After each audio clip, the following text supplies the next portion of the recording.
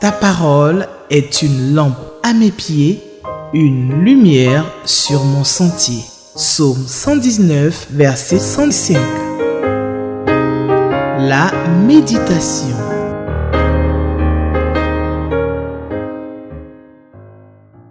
Bonjour mon frère, comment ça va chez toi? Je prie que le Seigneur renouvelle tes forces pour continuer la marche avec lui, pour que tu restes toujours connecté à la source de la vie qui est Jésus. Sais-tu ce que faisait ton Seigneur chaque jour? Qu'est-ce qui lui donnait la force pour faire la volonté de son Père? Les activités essentielles qu'il a menées sur cette terre? Je voudrais ce matin te le rappeler. Il priait chaque jour son Père sur la montagne pour renouveler ses forces et pour recevoir des instructions de son Père. Il enseignait ses disciples et le peuple. Il les équipait pour continuer la mission que le Père lui a confiée. Il chassait les démons qui avaient lié les hommes dans toutes sortes de perversions. Il faisait beaucoup de miracles. Il guérissait beaucoup les malades. Ce matin, je veux te convier gratuitement à sa table pour partager sa parole avec lui. Il nous fera beaucoup de bien. Nous lirons ce matin dans le livre d'Ésaïe, au chapitre 48, du verset 12 à 22, et nous répondons aux questions 1, 2 et 4 afin de comprendre notre texte. Nous prions. Seigneur, ta parole est la vérité. Nous voulons la méditer chaque jour. Donne la force afin de connaître ta volonté, afin d'avoir les directives pour notre vie de chaque jour. Comme notre Maître, le Seigneur Jésus, nous voulons que tu nous aides à aimer ta présence, à aimer la communion avec toi et à faire l'œuvre que le Père nous a confiée. Bénis ta parole ce matin et qu'elle nous dirige pour faire ce qui est bon, ce qui est agréable, ce qui est juste, ce qui honore ton nom, ce qui glorifie ton nom. Merci notre Dieu. Amen. Nous lisons la parole de Dieu dans Ésaïe 48, versets 12 à 22. Écoute-moi Jacob, et toi Israël que j'ai appelé. C'est moi qui suis le premier, c'est aussi moi qui suis le dernier. Ma main a fondé la terre, et ma droite a étendu les cieux. Je les appelle, et aussitôt ils se présentent. Vous tous, assemblez-vous et écoutez. Qui d'entre eux a annoncé ces choses? Celui que l'Éternel aime exécutera sa volonté contre Babylone, et son bras s'apesantira sur les Chaldéens. Moi, j'ai parlé et je l'ai appelé.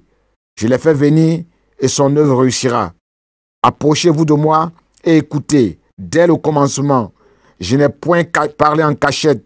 Dès l'origine de ces choses, j'ai été là. Et maintenant le Seigneur l'Éternel m'a envoyé avec son esprit. Ainsi parle l'Éternel, ton Rédempteur, le Saint d'Israël. Moi l'Éternel, ton Dieu, je t'instruis pour ton bien. Je te conduis dans la voie que tu dois suivre. Oh, si tu étais attentif à mes commandements, ton bien-être serait comme un fleuve et ton bonheur comme les flots de la mer. Ta postérité serait comme le sable et les fruits de tes entrailles comme les grains de sable. Ton nom ne serait point effacé, anéanti devant moi. Sortez de Babylone, fuyez du milieu des Chaldéens, avec une voix d'allégresse. Annoncez-le, publiez-le, faites-le savoir jusqu'à l'extrémité de la terre. Dites, l'Éternel a racheté son serviteur Jacob. Verset 21. Et ils n'auront pas soif dans les déserts où il les conduira. Il fera jaillir pour eux l'eau du rocher. Il fendra le rocher et l'eau coulera. 22. Il n'y a point de paix pour les méchants, dit l'Éternel. Amen.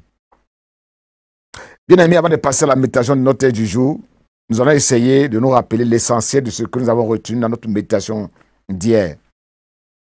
Dieu rappelle à son peuple que ce qui leur avait été annoncé a été exécuté intégralement, afin qu'ils ne croient plus aux idoles. Et Dieu dit, il fera encore des choses nouvelles, cachées, plus grandes. Dieu renonce à détruire son peuple à cause de lui-même, afin de ne pas déshonorer son nom, afin de ne pas partager sa gloire avec quelqu'un d'autre. La question qui va nous permettre de réfléchir sur notre texte est de quoi ou de qui parlent ces versets. De qui parlent ces versets? De Dieu au verset 12, du Dieu éternel au verset 14, du Seigneur l'Éternel au verset 16, du Dieu saint au verset 17, du Dieu omnipotent, de Dieu l'Éternel, notre Rédempteur au verset 17. Ce verset parle aussi de l'Esprit de Dieu. Le prophète dit, Dieu m'a envoyé avec son esprit, au verset 16c. Ces versets aussi parlent de plusieurs peuples, de Jacob, d'Israël, des serviteurs de Dieu, des Chaldéens, des méchants, des Babyloniens. De quoi parlent ces versets? Ces versets parlent de la main de Dieu, au verset 13, de la volonté de Dieu, au verset 14, du bras de l'Éternel, au verset 14 encore, de l'œuvre de l'envoyé de l'Éternel, l'exécuteur de son œuvre, au verset 15, du commencement du monde, du bien de l'homme, au verset 17, de son bien-être, qui serait comme un fleuve, de son bonheur, qui serait comme les flots de la mer, de la voie que l'homme doit suivre, au verset 17, des commandements de Dieu, au verset 18, du sable, de l'eau, du rocher, verset 21, et des déserts, des grains de sable, au verset 19, des graviers du rivage, des cris de joie, et de la nouvelle à publier, au verset 20, de la soif, du roc, du pain, au verset 21, de la paix. Ce texte parle de la vanité, de l'absurdité, de l'idolâtrie et du triomphe final de l'adoration de Jéhovah dans le monde entier. Ce texte est un appel à la conversion, à la prospérité de l'homme. Qu'est-ce que je peux apprendre sur Dieu dans ce texte? Sur Jésus-Christ, sur le Saint-Esprit, sur Dieu. Qu'est-ce que j'apprends ce matin? Dieu est toujours le même, hier, aujourd'hui, éternellement. Dieu est unique. Il est le premier et il est le dernier. Il n'y a pas d'autre Dieu comme lui, à part lui. Dieu peut combattre ses ennemis par des instruments qu'il peut susciter. Il est souverain dans ses choix. Toute la création provient de sa seule main. Il en est le concepteur unique, le constructeur, l'architecte unique. Dieu est le propriétaire de la création. Il a autorité sur toute la création. Toute la création qui craint et aime son nom lui obéit. À l'exemple du roi Cyrus. Car Dieu parle et la chose arrive. Il ordonne et elle existe. Psaume 33, verset 9. Le Dieu de la prescience, de la connaissance absolue, qui connaît le passé, qui connaît le présent et qui connaît le futur. Ce Dieu qui fait réussir les entreprises de ceux qu'il a appelés à son service. Le Seigneur fait toutes choses de façon publique, de façon visible, afin que la gloire lui revienne à lui seul. Dieu donne son esprit à ses serviteurs pour accomplir son œuvre. Dieu est celui qui délivre son peuple et lui accorde sa paix, sa prospérité, qui l'instruit et lui montre le chemin qu'il doit suivre. C'est Dieu qui conserve le souvenir de ceux qui craignent son nom et le servent. Il fait en sorte que leur nom ne soit pas oublié. C'est Dieu qui pourvoit à tous les besoins de ses enfants, même dans les lieux déserts, même dans les temps de famine. C'est Dieu qui suscite les témoins. Il les choisit du milieu du monde. Il leur communique la bonne nouvelle qu'ils doivent annoncer. Cette bonne nouvelle, c'est que Dieu a racheté son peuple afin qu'il n'ait plus soif. Sur Jésus, ce texte nous dit que Jésus a les mêmes attributs que son Père au verset 12. Comme son Père, Jésus-Christ est toujours le même, hier, aujourd'hui, éternellement. Hébreux 13, verset 8. Comme son Père, Jésus est le premier et le dernier, le commencement et la fin. Apocalypse 22, verset 13. Comme son Père, Jésus est aussi cet homme, ce Fils de Dieu que le Père aime, car il accomplit la volonté de Dieu, il accomplit ce que Dieu aime, il accomplit ce qui lui est agréable. Celui-ci est mon Fils bien-aimé, en qui j'ai mis toute mon affection. Matthieu chapitre 3, verset 17, Matthieu 17, verset 5. Jésus est l'envoyé en qui Dieu a mis son esprit avec abondance. Jean 4, 34. En effet, celui qu'il a envoyé transpère même les paroles de Dieu, car Dieu lui a donné la plénitude illimitée de son esprit. Le Père aime le Fils et lui a donné plein pouvoir sur toutes choses. Luc 4, verset 18 à 19. L'Esprit du Seigneur est sur moi. Il m'a choisi, il m'a consacré par son onction pour apporter une bonne nouvelle pour la libération, pour la guérison, pour la délivrance, pour la grâce de Dieu aux captifs, aux malades. Verset 21, quand Dieu a conduit son peuple dans le désert, ils n'ont jamais eu soif, car Dieu a fait couler pour eux l'eau du rocher. Ils ont bu le même breuvage, car ils buvaient de l'eau jaillie miraculeusement des rochers. Ce rocher représentait symboliquement le rocher, Jésus qui les accompagnait. C'était Jésus qui les accompagnait. 1 Corinthiens 10, verset 4. Que nous dit ce texte sur le Saint-Esprit? Il est fait mention du Saint-Esprit dans ce texte, au verset 16. L'Éternel m'a envoyé son Esprit. Le Saint-Esprit est la troisième personne de la Trinité que Dieu a promis répandre sur toute chair pour qu'il soit toujours en nous, toujours à nos côtés, pour nous conduire, nous guider, nous éclairer. Quand il est là, il nous rappelle ce que Jésus nous a enseigné. Il nous convainc de péché, de jugement. Il nous conduit dans toute la vérité de Dieu. Il est indispensable d'en être revêtu afin de pouvoir se lever et afin d'annoncer la bonne nouvelle à toute la création. Il nous qualifie pour annoncer la bonne nouvelle sans peur, sans timidité, avec détermination, avec hardiesse, avec assurance, avec la manifestation de la puissance de Dieu, pas des miracles, des guérisons, des choses prodigieuses. Est-ce qu'il y a des ordres que Dieu nous donne dans ce texte? Oui. Dieu dit, écoute-moi Jacob. C'est un ordre. C'est une injonction récurrente dans la parole de Dieu.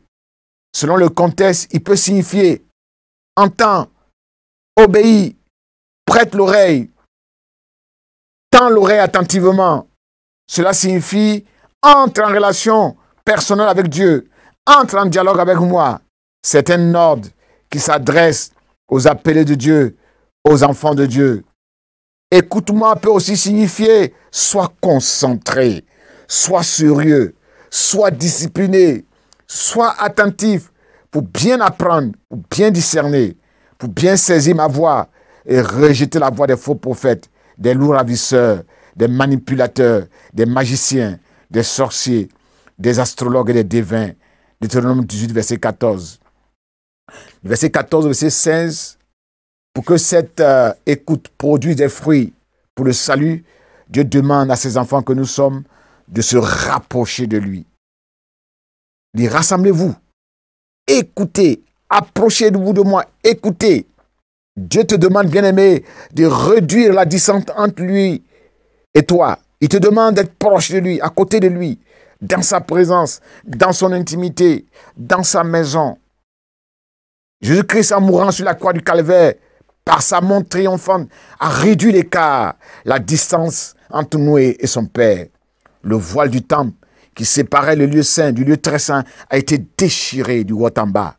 Désormais, tout homme a accès au trône de grâce du Père pour l'écouter, pour lui parler vis-à-vis, en tête-à-tête, comme des amoureux, comme des amis, comme des intimes, comme un père et un fils se parlent. En nous approchant de Dieu, en nous rassemblant autour de Dieu, dans sa maison, nous réduisons non seulement la distance, mais nous sommes dans les bonnes dispositions pour écouter attentivement ce qu'ils veulent nous dire. Nous faisons ainsi comme Jésus-Christ, qui avait des retraites spirituelles, qui se retirait sur la montagne, loin des bruits du dehors, pour augmenter l'intensité de l'écoute. S'approcher de Dieu est redoutable, ça fait peur, car nul ne peut voir Dieu et vivre. C'est pourquoi Dieu dit, approchez. C'est un ordre filial, un ordre rassurant qui enlève cette crainte-là. C'est un ordre qui relève l'amour de Dieu pour ses enfants. Versets 17 à 18. Je t'instruis pour ton bien. Je te conduis sur le chemin que tu dois suivre. Cette pensée de Dieu semble être une invitation de Dieu adressée à ses enfants pour nous dire, accepte mon instruction. Accepte ma discipline, accepte ma correction, accepte mon châtiment, accepte ma direction, accepte d'obéir, car toutes ces choses sont source de bénédiction. Accepte d'être attentif à mes commandements, accepte de les mettre en pratique, et ta paix sera abondante, tu seras heureux. Au verset 20, plusieurs ordres nous sont donnés dans ce texte. Dieu dit, sortez de Babylone, sortez du milieu d'eux, fuyez du milieu d'eux, car les mauvaises compagnies corrompent les bonnes mœurs. Ne vous approchez pas d'eux, n'écoutez pas leurs conseils, le conseil des méchants. Ne vous arrêtez pas sur la voie des pécheurs, ne vous asseyez pas en leur compagnie. Psaume 1, verset 1. Révélez votre victoire, annoncez votre délivrance, faites le savoir d'une voix triomphante jusqu'aux extrémités de la terre. Nous devons faire connaître ce que Dieu est pour nous, bien-aimés, ce qu'il a fait pour nous, par nos louanges, par nos adorations, par nos chants d'allégresse, par nos témoignages, par la proclamation de ce qu'il a fait pour nous, et surtout par notre conduite irréprochable, sel et lumière. Nous devons le faire savoir dans nos maisons, autour de nous, dans nos voisinages, dans nos services, jusqu'au bout de la terre. Jésus a dit au fou de Gadara, rentre chez toi, auprès des tiens, et raconte-leur ce que le Seigneur a fait pour toi, et comment il a eu pitié de toi. Il a pu dire que le fou de Gadara, délivré, s'en est allé. Il se mit à annoncer la bonne nouvelle de sa guérison dans la région des 10 villes. Ce que Jésus a fait pour lui. Marc 5, verset 19 à 20. Jésus dit, allez dans le monde entier, faites des disciples parmi les peuples, annoncez la bonne nouvelle. Matthieu 28, verset 19. Beaucoup de Samaritains dans cette ville crurent en Jésus-Christ à cause de la parole de cette femme samaritaine qui rendait témoignage ainsi. Il m'a dit tout ce que j'ai fait. Jean 4, 39. Sortez de Babylone d'une voix triomphante. Faites-le savoir. Partagez ce que vous avez reçu. La promesse de sa joie que Dieu veut nous accorder tire sa source de nos louanges à Dieu, de nos actions de grâce, de reconnaissance à Dieu pour notre délivrance, pour le service que nous allons lui rendre dans sa maison, pour tout ce qu'il a fait pour nous, de nos témoignages, afin de partager avec les autres ce que nous avons reçu de Dieu. Enfin, on pourra ajouter la question numéro 5, pour faire ressortir les promesses que Dieu nous donne dans ce texte, pour nous encourager, nous galvaniser, nous motiver. Au verset 12, Dieu dit qu'il nous a appelés. Jésus, son Fils, a fait la même chose. Il dit dans Jean 15, verset 16, « Ce n'est pas vous qui m'avez choisi. Non, c'est moi qui vous ai choisi. Et je vous ai assigné une mission. Je vous ai assigné votre place pour que vous alliez et que vous portiez des fruits et que ces fruits demeurent. Alors le Père vous accordera tout ce que vous lui demandez en mon nom. » Au verset 12, Dieu dit qu'il est toujours le même, il ne change jamais. C'est une promesse rassurante de savoir que le Dieu que nous servons est tous les jours avec nous. Il ne change pas. Il est le même de génération en génération. Il est fidèle à lui-même. Il est constant. Il reste bon. Il reste miséricordieux, compatissant, toujours puissant, toujours fort pour accomplir de grandes choses en notre faveur. Il veille sur ses promesses pour les accomplir. Hébreux chapitre 6, verset 18 dit que Dieu, par 2 actes irrévocables, il a juré par lui-même et il a fait un serment dans lequel il est impossible que Dieu mente. Nous sommes ainsi encouragés puissamment, nous les héritiers de la promesse, à saisir cette espérance, cette promesse, cette assurance comme un refuge, une ancre solide et sûre pour notre foi, pour notre âme. 1 Roi 8, 56 nous donne une autre certitude réconfortante. Béni soit l'Éternel qui a donné du repos à son peuple, Israël, conformément à toutes ses promesses, de toutes les bonnes paroles qu'il avait prononcées par l'intermédiaire de son serviteur Moïse, aucune n'est restée sans effet. Alléluia. Une autre promesse qui rejoint notre cœur, notre âme, se trouve au verset 13. Il suffit que j'appelle toutes mes créatures, elles se présentent toutes ensemble, elles sont soumises à Dieu, et Dieu peut les utiliser au service de ceux qui aiment Dieu, qui craignent son nom. Josué combattit des rois avec des grêlons que Dieu a envoyés du ciel. Josué 10, verset 11. Dieu fit suspendre la cour du soleil et de la lune afin que la nation d'Israël soit vengée de ses ennemis. Josué 10, verset 13. Dieu a utilisé des étoiles du ciel et le torrent pour aider Déborah à combattre ses ennemis. Juge chapitre 5, verset 20 à 21. Verset 14. Dieu te fait la promesse que c'est parce qu'il t'aime. C'est parce que tu es son fils. C'est parce qu'il t'a appelé à son service afin d'accomplir sa volonté. Dieu a aimé Cyrus. Il a été l'auteur de la délivrance temporaire d'Israël, qui était esclave à Babylone. Dieu aime son Fils. Il a été le libérateur spirituel éternel des enfants de Dieu, soumis aux pressions du diable et de l'esclavage du péché.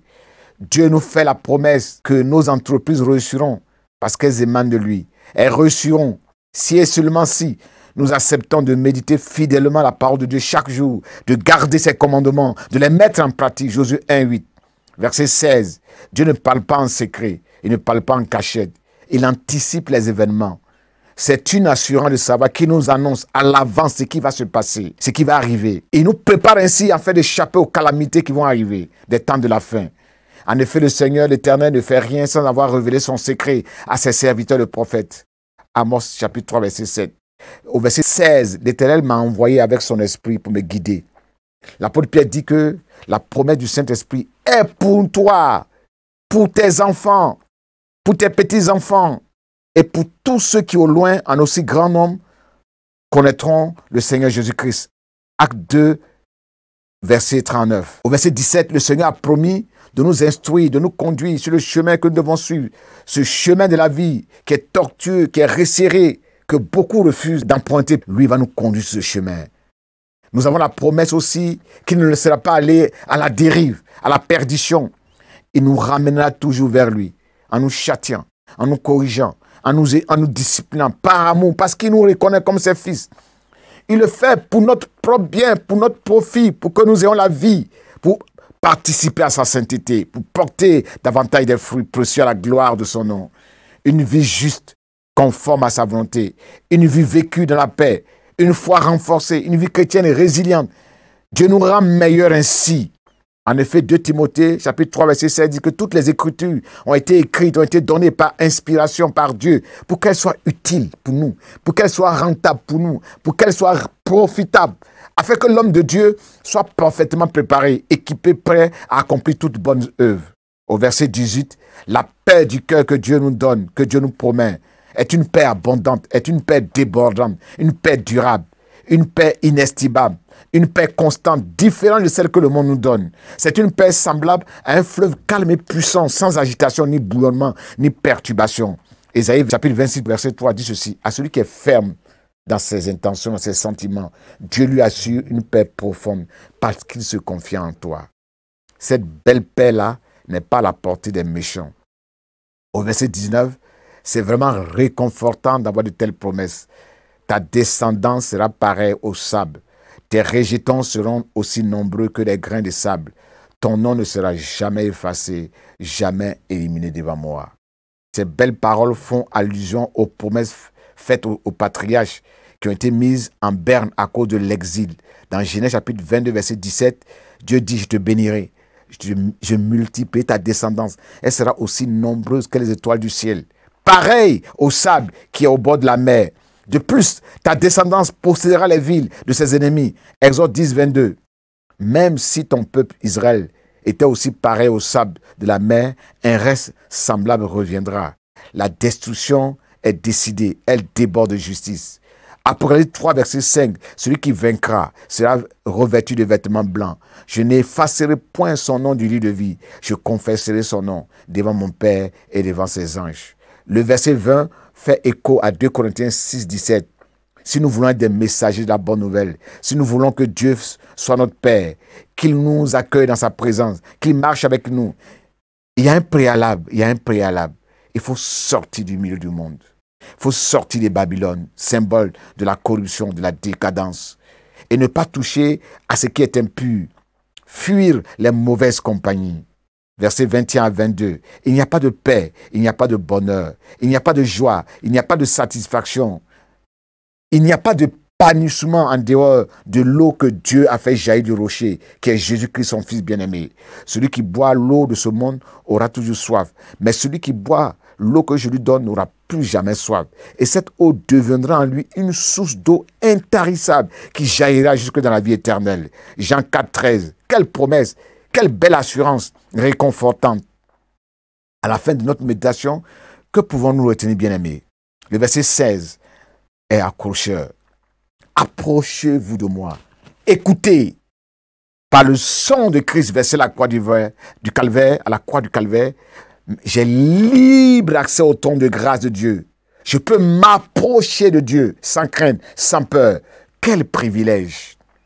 Oui, Seigneur, tu désires que je sois proche de toi. Tu désires que je sois dans ta maison, à côté de toi. Je bénis ton nom pour cela. Merci, Seigneur, de me donner d'être concentré sur ta cause, d'être concentré sur les choses de Dieu. Que les bruits des dehors, les plaisirs de ce monde ne me détournent point de toi. À l'image de Jésus, donne-moi de me retirer pour parler avec toi, pour communiquer avec toi, Seigneur. Merci pour ton bon esprit que tu m'as envoyé, tu m'as donné, pour qu'il marche avec moi, pour qu'il me conduise dans le chemin resserré qui mène au paradis. Aide-moi à rester accroché à toi, à demeurer dans ta maison. Je suis ton serviteur. Comme tu l'as fait pour Cyrus, accorde-moi ta grâce pour faire ta volonté. Accorde-moi ta grâce pour annoncer la bonne nouvelle. Cette bonne nouvelle qui guérit, qui sauve, qui transforme, Seigneur. Comme la femme samaritaine, comme le fou de Gadara, donne-moi d'annoncer ta bonne nouvelle pour sauver ceux qui sont perdus. À toi la gloire, à toi la louange, au siècle des siècles. Amen. Ta parole est une lampe à mes pieds, une lumière sur mon sentier. Psaume 119, verset 105. La méditation.